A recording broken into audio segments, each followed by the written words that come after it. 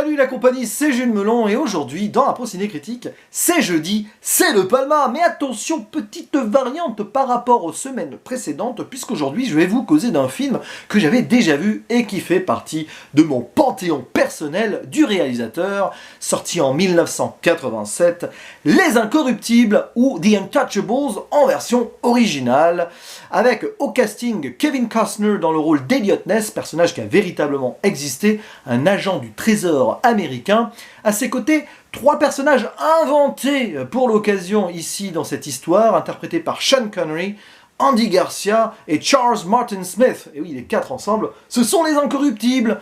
Et en face, nous avons l'antagoniste, le grand Al Capone, enfin le très célèbre, interprété par l'immense Robert De Niro.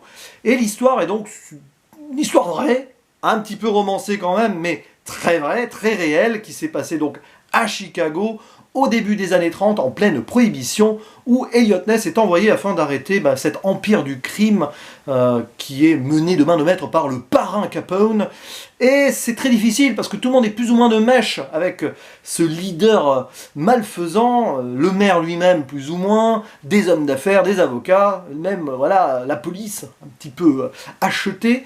Et c'est très difficile pour Eliot Ness de tenter quelque chose. Pour cela, il va former une équipe de 4 en tout, donc il va trouver 3 hommes de confiance et il va former avec eux les Incorruptibles et essayer d'arrêter Al Capone. Et c'est très très difficile. Alors, inspiré de faits très réels, l'ai-je dit oui, romancé, ça fait de ce film un métrage profondément flamboyant et, en ce qui me concerne, l'un de mes films de gangsters préférés, avec Les Affranchis de Martin Scorsese. Et là, à la relecture, j'aime encore plus, clairement. Il y a plein de choses à dire sur ce film, mais en même temps, je vais essayer d'être concis. Pourquoi j'aime donc Les Incorruptibles? Déjà, pour ces personnages super bien travaillés, avec beaucoup de dilemmes moraux. Vous prenez donc Eliot Ness qui arrive ici avec une épouse, un enfant, un deuxième qui naît entre-temps, et du coup il est là entre faire son boulot et protéger les siens, c'est pas facile. Il y a donc ce personnage extraordinaire du flic Jimmy Malone, interprété par Sean Connery, qui est sur la fin de sa carrière, qui ne veut que survivre, mais finalement il a un dernier accès d'héroïsme et il accepte d'aider donc Eliot Ness, mais dilemme moraux, disais-je, lui pour faire le bien, il sent qu'il faut contourner certaines règles, et donc forcément, Eliot Ness n'est pas tout le temps d'accord. Jusqu'où peut-on aller pour arrêter le mal? Très bonne question.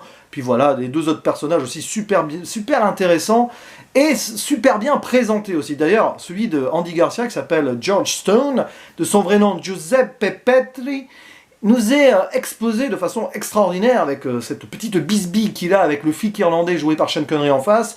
On voit les tensions raciales entre communautés qui existaient en Amérique au début du XXe siècle, premier quart du XXe siècle, les Irlandais, les Italiens qui ont rarement pu se saquer. Et c'est très bien montré ici par De Palma lors d'une scène qui dure même pas 1 minute, mais c'est exquis. Voilà.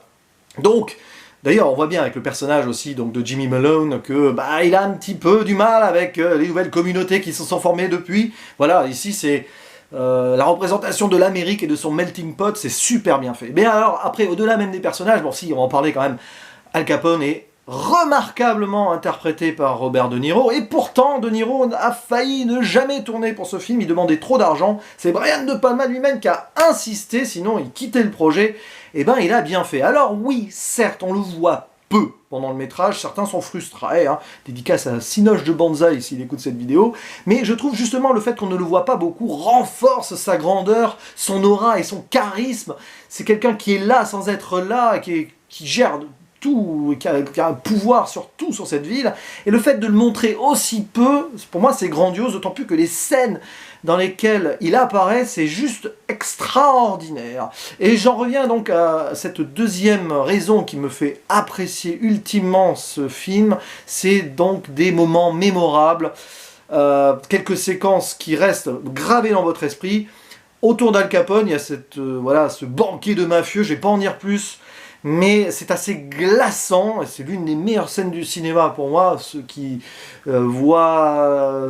vous voyez ce que je veux dire. J'en dis pas plus pour ceux qui n'ont pas vu le film, parce que là, il faut vraiment découvrir ça en regardant le film, surtout que ça te prend au trip, tu t'y attends pas. Et puis il y a plein de...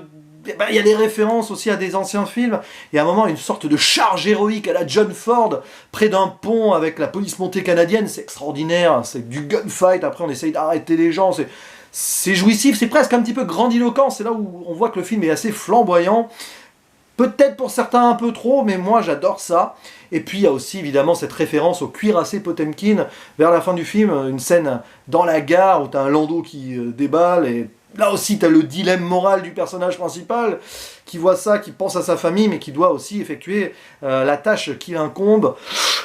Voilà, c'est époustouflant, et j'en oublie un. Ah oui, il y a aussi cette scène plan séquence à travers la vue subjective d'un malfrat qui pénètre donc dans la demeure d'un de nos personnages principaux. C'est absolument fou. Et puis oui, il y a des scènes marquantes aussi par rapport à une certaine tragédie.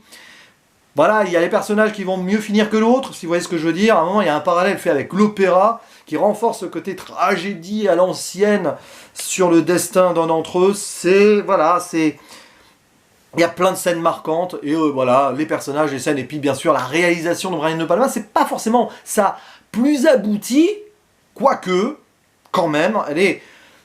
Voilà, il y a des moments de fou quand même. Bon, il y a toujours ces plans séquences, j'en ai mentionné un. Puis dès que ça se fight un peu, ça débulle. C'est du pur De Palma quand même.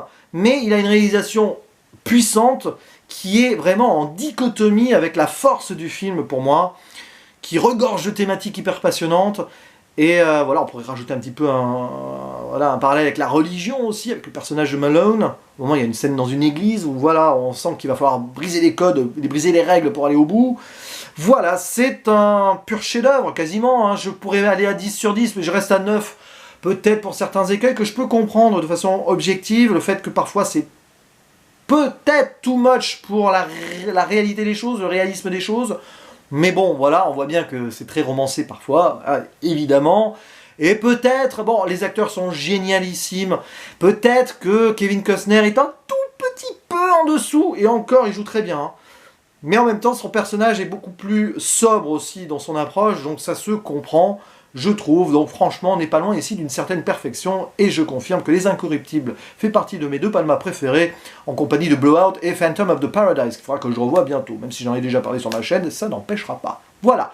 Et je reverrai Scarface aussi, hein, parce que... voilà. C'est tout ce que j'avais à dire. Ah non, oh non, j'ai failli oublier, mais alors là, évidemment, encore une fois, je m'incline devant la partition musicale d'Ennio Morricone, qui renforce l'excellence du film pour moi, et voilà, le thème d'Al Capone, par exemple, pour ne citer que celui-ci. J'en ai pas mis en fond ici, parce que j'ai eu la flemme, mais j'aurais pu, et voilà, ce qui rend le film encore meilleur à mes yeux. Je vous dis à la prochaine, ciao.